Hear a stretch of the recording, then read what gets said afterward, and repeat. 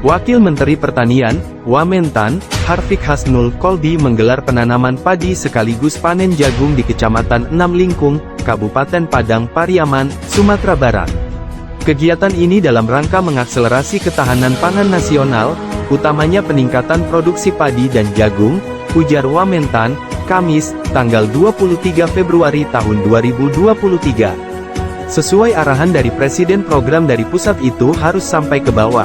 Apalagi sumber daerah yang berkontribusi untuk ketahanan pangan, kata Harfiq.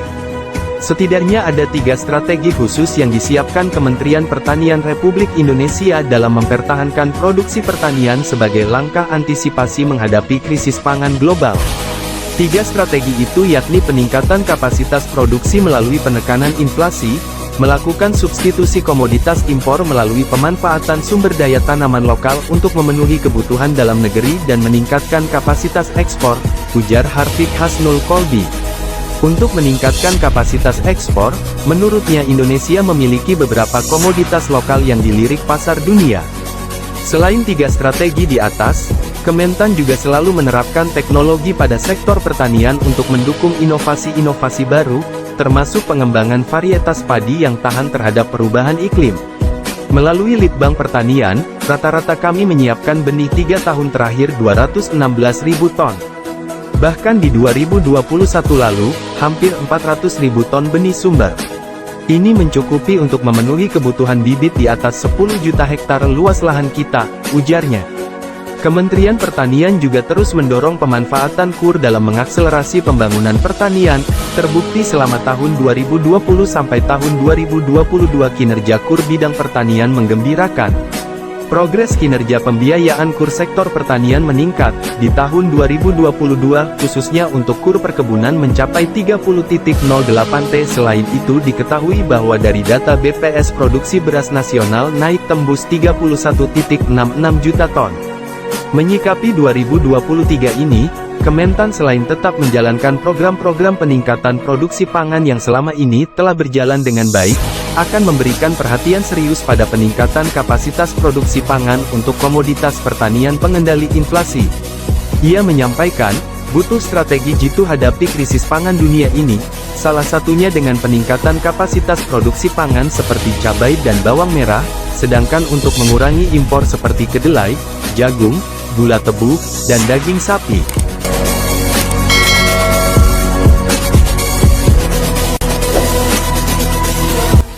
Di Forkopimda juga para pegiat pertanian tentunya ada Kapoktan, KTH, dan kawan-kawan yang lain ya, di peternakan, perkebunan.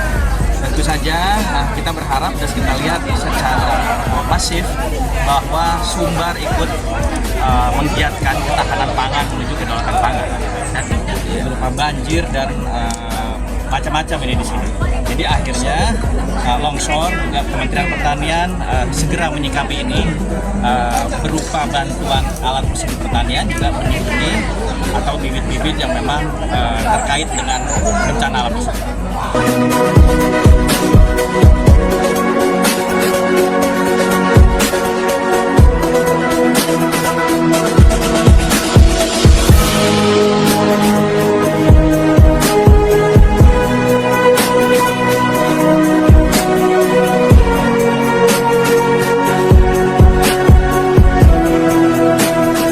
Wakil Gubernur, Wagub, Sumatera Barat, Sumbar, Audi Joinaldi mengusulkan subsidi pupuk dihapuskan.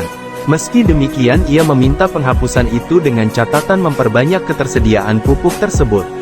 Karena adanya subsidi ini menjadi masalah dan masyarakat susah untuk mendapatkan pupuk.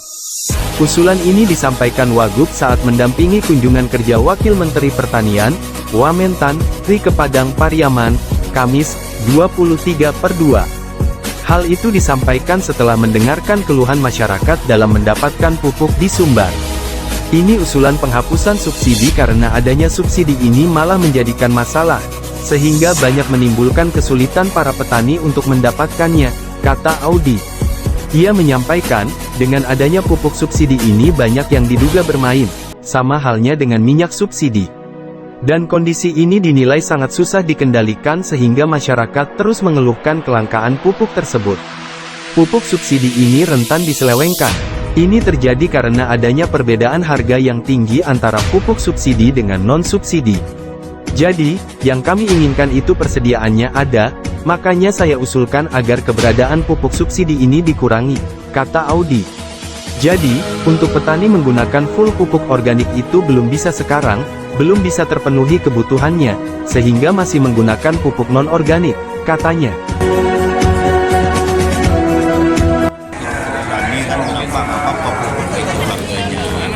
Mahal atau tinggi, tapi ada gitu. Ini udah harganya tinggi, mahal, tapi nggak ada. Kalau ada kata-kata subsidi ini kan sangat rentan akan penyelewengan. Apalagi harga subsidi dan non-subsidi itu disparitasnya sangat jauh. Sama lah kayak di BBM dan BBM dan subsidi kadang-kadang harga jauh. Ini kan banyak dapat penyimpangan. Kalaupun lebih mudah mungkin kontrol BBM mungkin ya. Sementara itu, Bupati Padang Pariaman Suhatri Bur bersyukur dengan kedatangan Wamentan itu ke Padang Pariaman. Ia berharap dengan kedatangan apa yang disampaikan oleh masyarakat tersebut bisa direalisasikan. Alhamdulillah dengan kedatangan Wamen ini banyak bantuan yang diberikan ke masyarakat Padang Pariaman, katanya. Ia juga mengapresiasi respon cepat yang diberikan oleh Wamentan saat berkunjung ke Padang Pariaman, saat masyarakat meminta langsung disuruh melakukan proses pengajuan kepada kementerian.